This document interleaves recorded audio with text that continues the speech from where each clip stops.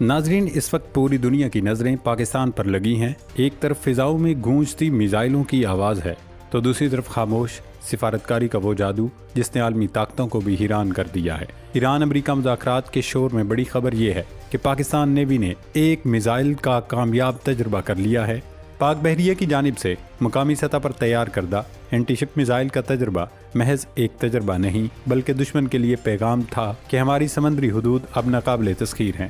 ISPR کے مطابق اس missile نے دور فاصلے پر اپنے ہدف کو جس درستگی اور تیز رفتاری سے نشانہ بنایا وہ ہماری انجینئرنگ کا شاہکار ہے۔ ایڈمرل نوید اشرف کی موجودگی میں ہونے والا یہ تجربہ بتاتا ہے کہ پاکستان اب ٹیکنالوجی کے اس مقام پر ہے جہاں ہم دفاع کے لیے کسی کے محتاج نہیں۔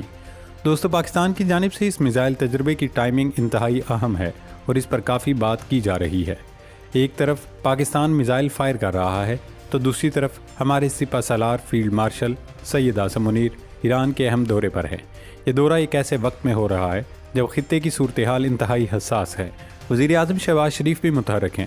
سعودی عرب، قطر، ترکیہ اور انطاکیہ ڈپلومیسی فورم یہ کوئی عام دورے نہیں ہیں۔ تجزیہ کار اسے اسلام آباد اکارڈ کی تیاری کا پہلا مرحلہ قرار دے رہے ہیں۔ یعنی اب جو ملاقاتیں ہوں گی، جو فوٹو سیشن ہوں گے، وہ محض رسمی نہیں ہوں گے بلکہ ان کے پیچھے ایک بڑا بیک گراؤنڈ معاہدہ طے پا چکا ہوگا۔ دوستو، آج دنیا پوچھ رہی ہے کہ پاکستان یہ سب کیسے کر لیتا ہے، کیونکہ پاکستان وہ واحد ملک ہے جو امریکہ کا دوست بھی ہے اور چین کا آئرن برادر بھی، جس کے روس سے بھی تعلقات ہیں اور وہ یوکرین سے بھی گندم خریدتا ہے۔ ہمارے تعلقات سعودی عرب سے برادرانہ ہیں تو ایران کے ساتھ بھی صدیوں پرانی دوستی کا رشتہ ہے۔ واشنگٹن میں پریس بریفنگ کے دوران جب وائٹ ہاؤس کی ترجمان کیرولین لیوٹ سے سوال پوچھا گیا تو انہوں نے لگی لپٹی رکھے بغیر صاف لفظوں میں بتا دیا کہ ثالث صرف پاکستان ہے۔ Places they were last time, yes. With the same, I would just want to make one point that's important to the president. The Pakistanis have been incredible mediators. اور یہ جنگ بندی بھی پاکستان کی کوششوں سے ممکن ہوئی۔ مذاکرات کا اگلا دور بھی اسلام آباد میں ہی ہوگا۔ دوستو، پاکستان نے ثابت کر دیا ہے کہ وہ نہ صرف جنگ لڑنا جانتا ہے، نہ صرف جنگ جیتنا جانتا ہے، بلکہ اگر دنیا کی بقا کی بات کی جائے تو پاکستان جنگ رکوانا بھی جانتا ہے۔ ہم نے اپنی استطاعت سے بڑھ کر کام کیا ہے۔ ایک طرف اپنے سے کئی گنا بڑے دشمن کو ناکوں چنے چبوا دیے اور دوسری طرف عالمی امن کے لیے وہ کردار ادا کیا جو بڑے بڑے ترقی یافتہ ممالک نہ کر سکے۔ آج کا پاکستان صرف ایک ریاست نہیں بلکہ ایک طاقتور ثالث بن کر ابھرا ہے۔ میزائل کا کامیاب تجربہ ہماری طاقت کا اظہار ہے اور تہران سے انطالیہ تک پھیلی ہماری سفارتکاری ہماری دانش مندی کا ثبوت۔ اس ویڈیو میں ہم سپہ سالار فیلڈ مارشل سید عاصم منیر کے دورہ ایران کے علاوہ خطے کی صورتحال پر بات کریں گے کہ کیا اسلام آباد اکارڈ دنیا کا نقشہ بدلنے والا ہے۔ آپ کھوجی ٹی وی کے ساتھ جڑے رہیے۔ ناظرین، سب سے پہلے بات کرتے ہیں فیلڈ مارشل سید عاصم منیر کے دورہ ایران کی۔ بدھ کی رات فیلڈ مارشل سید عاصم منیر جنگی وردی میں تہران میں اترے اور ایرانی وزیر خارجہ عباس عراقچی نے ہوائی اڈے پر استقبال کیا۔ اس خبر میں وہ سب کچھ ہے جو سفارتکاری کی نصابی کتابوں میں نہیں ملتا۔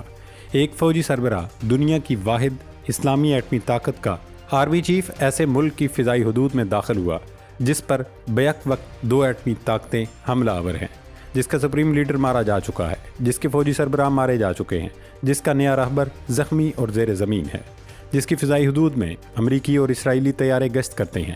اس فضائی حدود میں پاکستان کا فیلڈ مارشل کیموفلیج وردی میں اترا ہے۔ کیا ایسا پہلے کبھی ہوا؟ جی ہاں، بہت کم موقعوں پر ایسے مناظر دیکھنے کو ملے۔ 1943 میں ونسٹن چرچل جنگ کے عین دوران ماسکو گیا تھا۔ جرمن فضائیہ مشرقی محاذ پر بم گرا رہی تھی، سوویت یونین لڑ رہی تھی۔ چرچل نے خطرہ مول لیا کیونکہ پیغام ذاتی طور پر پہنچانا تھا، ہم تمہارے ساتھ ہیں۔ وہ طیارے میں مصر سے ماسکو گیا۔ راستے میں جرمن لڑاکا طیاروں کا خطرہ تھا مگر گیا کیونکہ اسٹالن کو بتانا تھا دوسرا محاذ کھولیں گے۔ اعتماد سازی کے لیے جسمانی موجودگی ضروری تھی، خط سے نہیں ہوتی تھی، صرف آمنے سامنے بیٹھ کر ہوتی تھی۔ آج عاصم منیر نے وہی کیا ہے۔ فرق صرف یہ ہے کہ ایران پر حقیقی جنگ ہو رہی ہے، فرضی نہیں، تکنیکی نہیں، حقیقی بم گر رہے ہیں، حقیقی لوگ مر رہے ہیں۔ ایرانی فضائی حدود امریکی اور اسرائیلی نشانے پر ہے اور اس فضائی حدود میں پاکستان کا فیلڈ مارشل داخل ہوا ہے۔ دورہ براڈ کاسٹ ہوا ہے، تصویریں اتری ہیں اور یہ سب واضح پیغام ہیں۔ جنرل عاصم منیر جنگی لباس میں تہران پہنچے۔ کیا یہ محض اتفاق ہے کہ 11 اپریل کو اسلام آباد میں ایرانیوں کا استقبال بھی جنگی وردی میں کیا تھا اور 12 اپریل کو جے ڈی وینس سے ملاقات سول سوٹ میں کی تھی۔ یہ اتفاق نہیں بلکہ جان بوجھ کر کیا گیا کہ وردی پہن کر ایران کو پیغام دیا ہم آپ کے ساتھ ہیں، وہیں امریکیوں کو بتا دیا کہ ہم آپ کے لیے صرف ثالث، سہولت کار یا میزبان ہیں، اس سے زیادہ کی ہم سے کوئی امید مت رکھیں۔ دوستو، اس وقت ایران کی قیادت زیر زمین ہے، مشتبہ خامنہئی عوام کے سامنے نہیں آ سکتے۔ اس ماحول میں ایرانی قیادت کے لیے کسی سے ملنا خود میں خطرہ ہے۔ ہر ملاقات ممکنہ لیک ہے، ہر لیک ممکنہ ہدف بنانے کا ذریعہ ہے، مگر پاکستانی فیلڈ مارشل تہران گئے۔ اس دورے کا مطلب ہے جب تک میں آپ کی سرزمین پر ہوں آپ محفوظ ہیں، کوئی اسرائیلی یا امریکی حملہ نہیں ہوگا، کیونکہ اگر حملہ ہوا تو پاکستان کا فیلڈ مارشل بھی نشانے پر ہوگا، اور دنیا کی واحد اسلامی ایٹمی طاقت کے فوجی سربراہ کو نشانہ بنانا وہ ریڈ لائن ہے جو کوئی عبور نہیں کرے گا۔ ایرانی قیادت بھی جانتی ہے کہ جب تک پاکستان کے فیلڈ مارشل سید عاصم منیر ایرانی سرزمین پر ہیں اس وقت تک کوئی میزائل نہیں آئے گا، ایران پر کوئی حملہ نہیں ہوگا۔ بین الاقوامی پروٹوکول کے مطابق کسی ملک کا فوجی سربراہ کسی ایسے ملک کا دورہ نہیں کرتا جو فعال جنگ میں ہو۔ وجوہات واضح ہیں: سیکیورٹی خطرہ، غیر جانبداری پر سوال اور حملہ آور فریق کو اشتعال۔ مگر فیلڈ مارشل عاصم منیر نے یہ سب پروٹوکول توڑ دیے ہیں، کیونکہ پروٹوکول عام حالات کے لیے ہوتے ہیں اور یہ عام حالات نہیں ہیں۔ سفارتکاری میں ایک اصول ہے جو نصابی کتابوں میں نہیں لکھا مگر ہر تجربہ کار سفارتکار جانتا ہے۔ جب آپ ثالث ہوں اور اپنی جان خطرے میں ڈال کر دو آپس میں دشمنوں میں سے کسی ایک دشمن کے گھر جائیں تو آپ ثالث نہیں رہتے، آپ ضامن بن جاتے ہیں۔ پاکستان جو کچھ کر کے دکھا رہا ہے اس سب کے لیے بڑا جگرا چاہیے۔ آج جنرل عاصم منیر ضامن بن گئے ہیں، پاکستان ضامن بن گیا ہے، اسلام آباد پروسیس ضامن بن گیا ہے، اور انشاءاللہ یہ علاقائی اور عالمی امن کے لیے اچھی خبر ہے۔ اب اللہ کرے کہ اسلام آباد اکارڈ باقاعدہ ایک معاہدے کی شکل اختیار کرے اور اس کے ثمرات پاکستانی عوام تک پہنچیں۔